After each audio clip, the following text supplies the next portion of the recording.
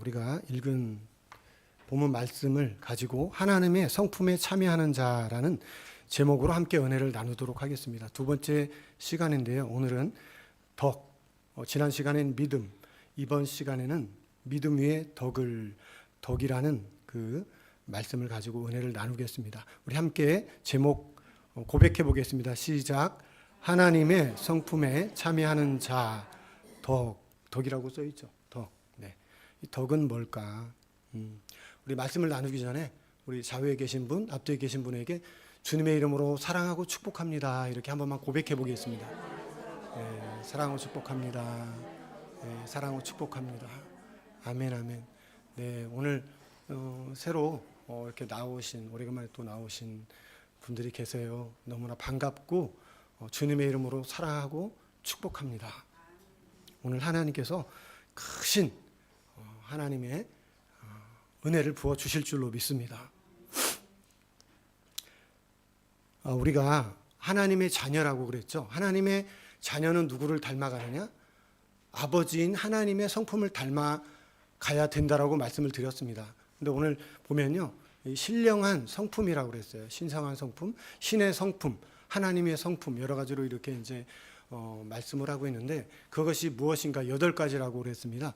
첫 번째는 믿음인데요. 믿음 위에 덕을, 덕 위에 지혜를, 지혜 위에 절제를, 절제 위에 인내를, 인내 위에 경건을, 경건 위에 형제 우애를, 형제 우애 위에 사랑을 더하라.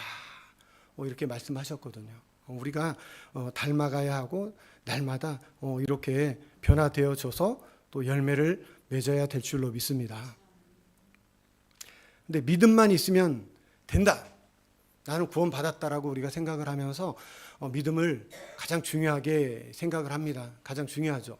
그래서 믿음은 우리 신앙생활의 가장 기초요, 과정이요, 그리고 결론이라고 그랬습니다. 믿음의 결국은 영혼 구원이라.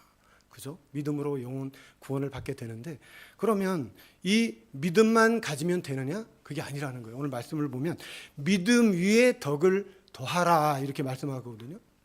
그러면 믿음 위에 덕을 더하는 게 도대체 무슨 말씀일까? 우리가 믿음으로 살아가는 사람은요, 반드시 예수 그리스도를 주인으로, 구주로, 왕으로 모시고 살아가는 사람은 위로는 하나님을 경외하며 살아갑니다. 하나님을 경외하는 삶을 살아가고요, 옆으로는 어떤 삶을 살아가느냐? 사람들에게 덕을 끼치는 삶을 행하며 살아간다는 거예요. 이웃에게, 사람들에게 덕을 끼치는 생활을 하게 된다. 그래서 로마서 14장 19절에서 21절 말씀을 우리가 함께 읽어보도록 하겠습니다. 시작.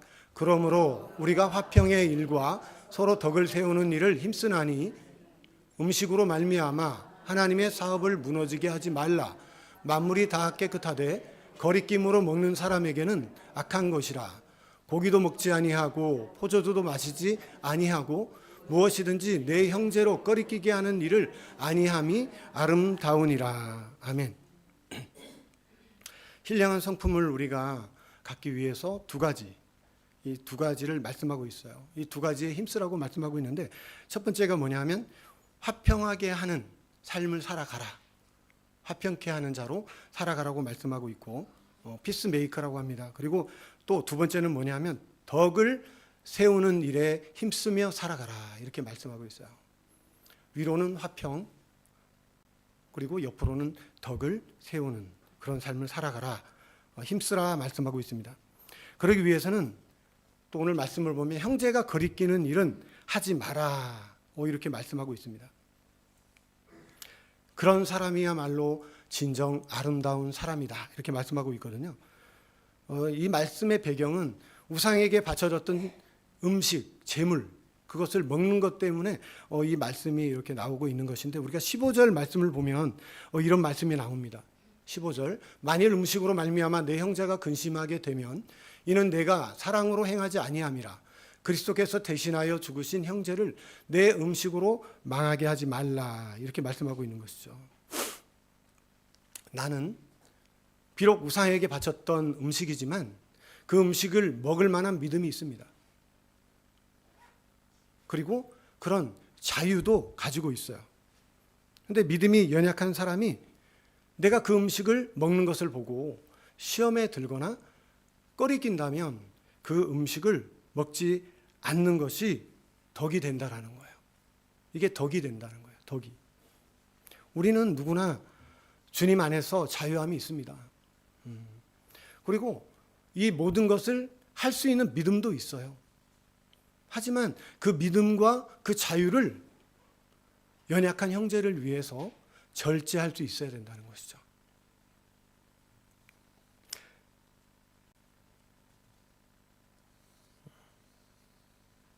죄송합니다. 뒤집혔구나. 헷갈렸네. 네, 죄송합니다. 네네. 고린도전서 8장 8절에서 9절 말씀 우리 함께 읽어보도록 하겠습니다. 시작.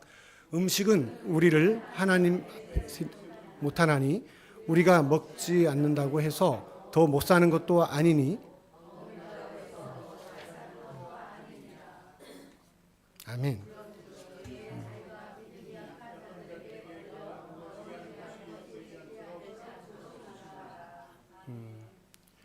너희의 자유가 믿음이 약한 자들에게 걸려 넘어지게 하는 것이 되지 않도록 조심하라, 이렇게 말씀하고 있습니다. 나는 자유롭게 모든 것을 다 할 수 있어요. 하지만 내 자유가 믿음이 약한 형제에게 걸려 넘어지는 것이 된다면 그렇게 하지 않도록 조심하라, 이렇게 말씀하고 있는 것이죠. 그러면 만약에 그렇게 하지 않으면 어떻게 되느냐? 또 마태복음 18장 6절에 보면 이렇게 써 있어요. 우리 함께 읽어볼까요? 마태복음 18장 6절 말씀입니다. 제가 읽어보겠습니다. 누구든지 나를 믿는 이 작은 자 중에 하나를 실족하게 하면 차라리 연자맷돌이 그 목에 달려서 깊은 바다에 빠뜨려지는 것이 나으니라. 제가 성경 말씀 보면서 가장 두려워하던 말씀이 이 말씀이에요. 지극히 작은 자 하나라도 나 때문에 실족이 된다면 차라리 그 무거운 연자맷돌을 목에 메고 바다에 빠져 죽으라고? 너무 두려웠어요. 왜 우리가 나에게는 그런 자유가 있고 그만한 믿음은 있지만 왜 우리가 믿음이 연약한 형제 앞에서 조심을 해야 되고 왜 절제를 해야 되는지 오늘 분명하게 예수님이 말씀을 하신 거죠. 그렇게 하는 것이 아름다운 것이고 그렇게 하는 것이 지혜로운 것이다라고 말씀을 하고 있습니다. 고린도전서 9장 19절에서 22절 말씀을 우리 또 함께 읽어보도록 하겠습니다. 시작. 내가 모든 사람에게서 자유로우나 스스로 모든 사람에게 종이 된 것은 더 많은 사람을 얻고자 함이라. 유대인들에게 내가 유대인과 같이 된 것은 유대인들을 얻고자 함이요 율법 아래에 있는 자들에게는 내가 율법 아래에 있지 아니하나 율법 아래에 있는 자같이 된 것은 율법 아래에 있는 자들을 얻고자 함이요 율법 없는 자에게는 내가 하나님께는 율법 없는 자가 아니요 도리어 그리스도의 율법 아래에 있는 자이나 율법 없는 자와 같이 된 것은 율법 없는 자들을 얻고자 함이라. 아멘. 나는 자유합니다. 자유인입니다. 하지만 스스로 종이 되는 거예요. 왜 내가 이렇게 자유인인데 왜 스스로 종이 되는 걸까요? 그것은 몇 사람이라도 그 영혼을 구원하기 위해서 스스로 종이 된다라고 이렇게 말씀을 하고 있는 것입니다. 어떻게 해요? 나는 그리스도인이지만 유대인에게는 유대인처럼 대해주고 나는 율법에서 벗어나서 그리스도의 법 아래에 있지만 율법 있는 자처럼 대해주고 율법 없는 이방인들에게는 나는 율법이 있지만 율법 없는 이방인처럼 대해주는 것이 지혜로운 것이고 아름다운 것이고 덕이 있는 것이다. 또 나는 약하지 않지만 약한 자들 앞에서는 나도 약한 자처럼 그렇게 행하는 것이 바로 지혜로운 것이고 그것이 바로 그 몇몇 영혼이라도 구원에 이르게 하는 길이다. 이렇게 성경에서는 말씀을 하고 있습니다. 몸에 뇌졸중이 왔어요. 걸음도 잘 걷지 못해요. 말도 어눌해요. 그런 분 앞에 가서 나는 이렇게 하나님이 축복해 주셔서 이렇게 건강하다고 난 하나님이 또 총명을 주셔서 이렇게 기억력도 좋다고 그렇게 말하는 것은 덕이 안 된다는 것이죠. 지혜로운 것이 아니라는 것이죠. 약한 자에게는 약한 자처럼, 율법이 없는 자에게는 율법이 없는 자처럼 그들에게 대해주는 것이 지혜로운 것이고 덕이 있는 것이라고 말씀을 하고 있습니다. 고린도전서 10장 23절, 24절을 보면 굉장히 중요한 말씀이 나옵니다. 모든 것이 가하나 모든 것이 유익한 것이 아니요 모든 것이 가하나 모든 것이 덕을 세우는 것은 아니니 누구든지 자기의 유익을 구하지 말고 남의 유익을 구하라. 남의 유익을 구하라 이렇게 말씀하고 있어요. 앞에서 계속 말씀드렸지만 나는 자유합니다. 그리고 나에게는 그렇게 할 권리도 있어요. 그렇지만 나는 그 권리를, 나의 그 자유를 행하지 않는다는 것이죠. 그 자유와 권리를 어떻게 사용하느냐?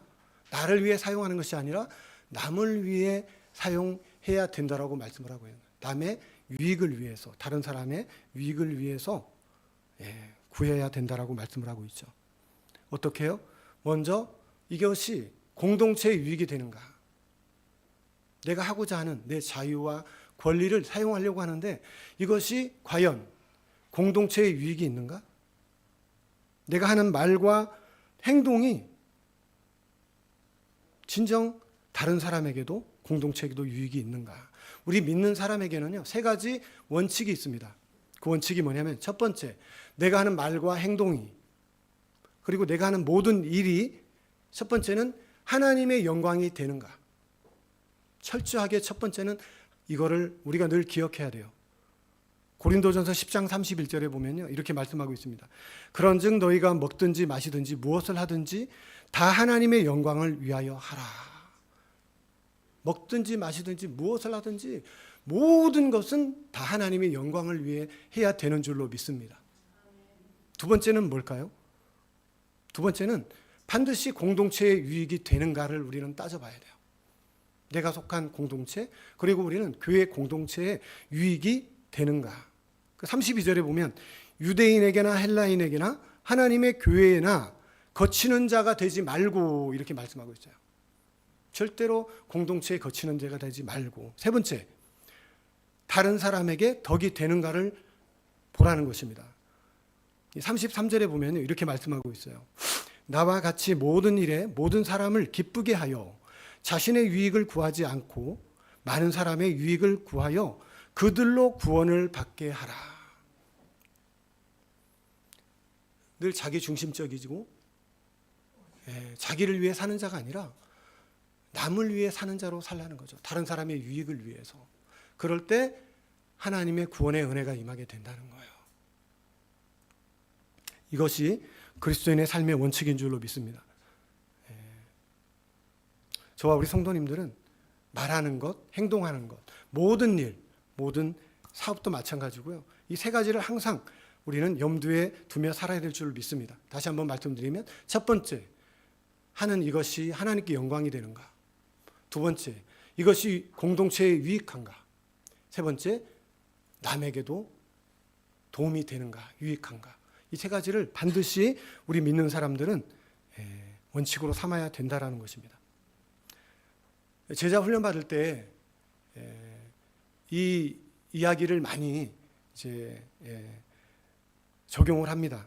군대에 가면 소위, 중위, 대위가 있어요. 위관급이라고 그래요. 위관급. 이 사람들의 특징은 뭐냐? 장교인데요. 아주 젊습니다. 소위, 중위, 대위는 젊어요. 장교인데. 근데 이분들은 어떤 사람이냐? 이분들의 특징은요. 용장입니다. 용장. 젊기 때문에 용맹한 사람들이에요. 가장 용맹해야 되죠. 왜? 전쟁이 나면은 이 사람들은 소대원들과 중대원들을 데리고 총알이 빗발치는 그 가장 앞에 서서요. 그 선봉에 서서 나가야 되기 때문에 용맹해야 돼요. 용장이라고 하고요. 그리고 두 번째는 소령, 중령, 대령이 있습니다. 이 소령, 중령, 대령은 영관급이라고 하고 이런 분들은 지장이라고 합니다. 지장. 이분들은 전략을 잘 세워야 돼요. 아주 전술을 잘 세워서 전쟁터에 나가야 되는 것이고, 그래서 지장이라고 하고, 이제 장성급이 있습니다. 준장, 소장, 중장, 대장, 이 별이죠, 별. 장성급인데 이분들은 사단 또 군단을 이끌어가기 때문에 덕장이 돼야 된다 이렇게 말해요. 덕장, 덕이 있어야 된다. 이 삼국지에 나오는 유비가 바로 덕장이라고 그럽니다. 삼국지에 보면은. 그러면 교회에서는 누가 이렇게 덕장이 돼야 될까요? 예. 첫 번째, 목사님들이 덕장이 돼야겠죠. 그리고 장로님들, 그리고 권사님들, 뭐 그 직분을 안 받았을지라도 교회에서 신앙생활한 지가 오래 되신 분들은 이렇게 덕스러운 덕장이 돼야 될 줄로 믿습니다. 그러면 우리 집사님들은 어떤 분들이 돼야 될까? 지장이 돼야 되죠. 지장. 모든 교회 일을 위해서 계획을 세우고 그 전술을 가지고 뭐 전도도 하고, 그죠? 끊임없이 그 전술, 어떻게 하면 한 영혼이라도 구원할까? 전술을 짜서 목사님들에게 아니면 다른 분에게 전화를 하면 같이 나가서 신방 예배를 드리기도 하고 기도도 해주고 또 섬기기도 하고 그렇게 하면 되는 것이죠. 그리고 이제 교회 나온 지 얼마 안 되고 젊은 분들, 특별히 이런 분들은 용장이 돼야 되는 줄 믿습니다. 이런 분들은요, 물불 가리지 않고 열심히 할 수만 있다면 모든 일을 최선을 다해서 헌신을 해야 되는 거죠. 교회 안에는 이런 것들이 있어야 하는 것입니다. 한 구절만 더 보고 오늘은 말씀을 굉장히 짧게 마칠 거예요. 에베소서 4장 29절에 보면 이런 말씀이 나옵니다. 함께 읽어보겠습니다. 시작. 무릇 더러운 말은 너희 입 밖에도 내지 말고 오직 덕을 세우는데 소용되는 대로 선한 말을 하여 듣는 자들에게 은혜를 끼치게 하라. 아멘. 우리가 덕을 끼치기 위해서는요, 어떤 말을 해야 되느냐? 무릇 더러운 말은 너희 입 밖에도 내지 말라고 말씀하고 있습니다. 그러니까 내가 늘 하는 말이 이게 내가 말했을 때 다른 사람에게 덕이 될까? 공동체에 덕이 될까? 하나님께 영광이 될까? 늘 우리는요, 말하고 행동할 때 이 생각을 해야 되는 것이죠. 이런 말이 있습니다.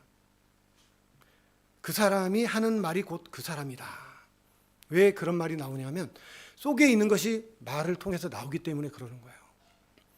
근데 그 말이 맞아요.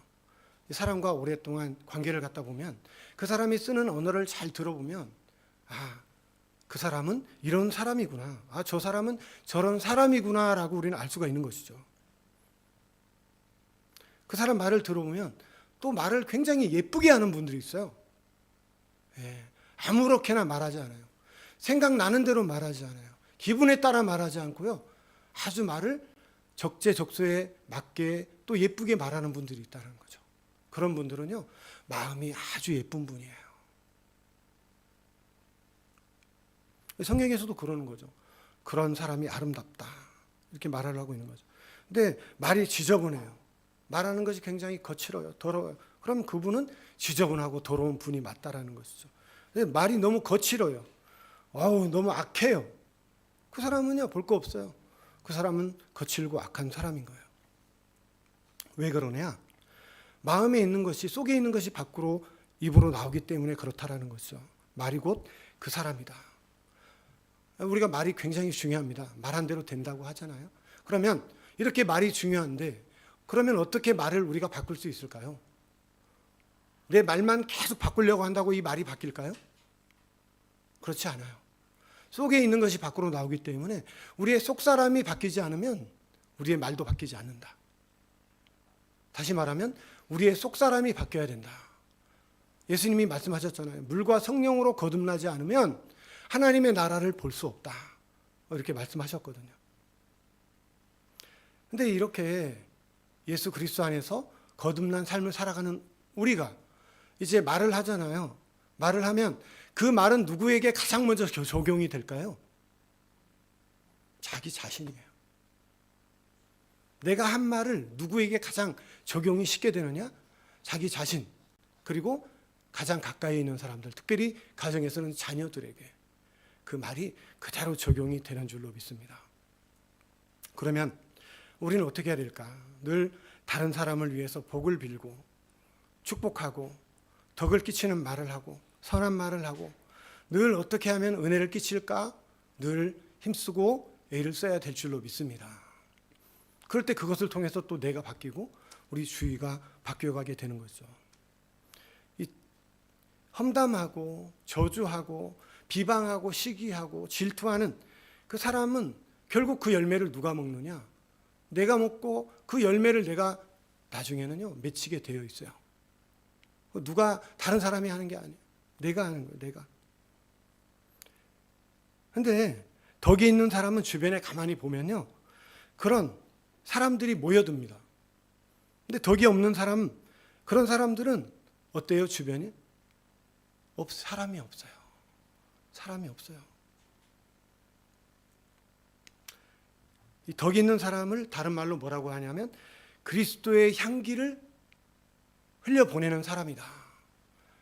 우리는 믿음의 사람으로서 반드시 덕이 있는 믿음 위에 덕을 가지고 살아가는 저와 우리 성도님들이 다 되시길 주님의 이름으로 축복합니다. 그럴 때요 전도의 문이 열리기 시작을 하는 거예요. 그리스도의 향기가 흘러가게 되고 전도의 문이 열리게 된다는 것이죠. 예전에 제가 이제 개척을 하고 나서 부교육자 생활하다가 개척을 했어요. 여기 와서 이제 얼마 안 됐을 때 목사님들 간에 야유회를 갔습니다.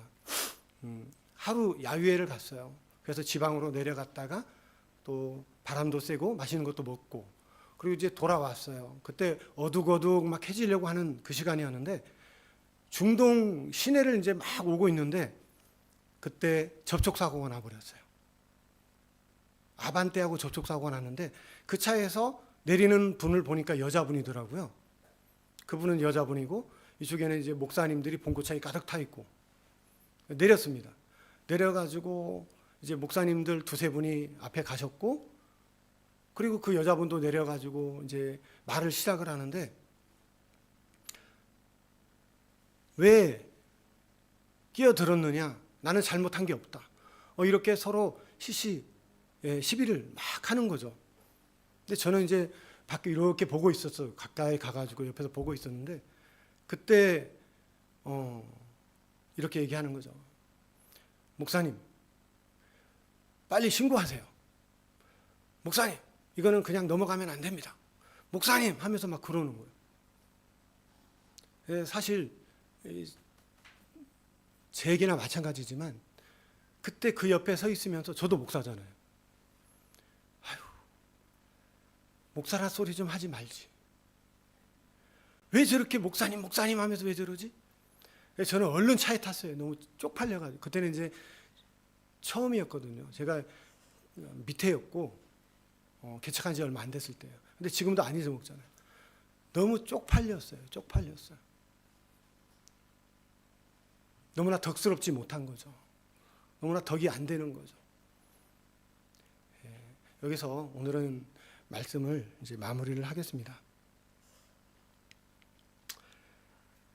믿음 위에 덕이라고 하는데 정말 우리 예수 그리스도의 사람은 믿음의 사람은요 반드시 우리의 삶 가운데 덕 있는 삶을 살아가야 되는 줄로 믿습니다. 그럴 때 그리스도의 향기가 자연스럽게 흘러가게 되는 것이죠. 5월 이제 가정의 달인데 우리가 하늘로는 하나님을 경외하고 우리가 이웃에게는 형제에게는 가정에서도 정말 덕스러운 그런 가장 복된 삶을 살아가게 되시기를 주님의 이름으로 축복합니다. 하나님 감사합니다. 오늘 우리가 하나님의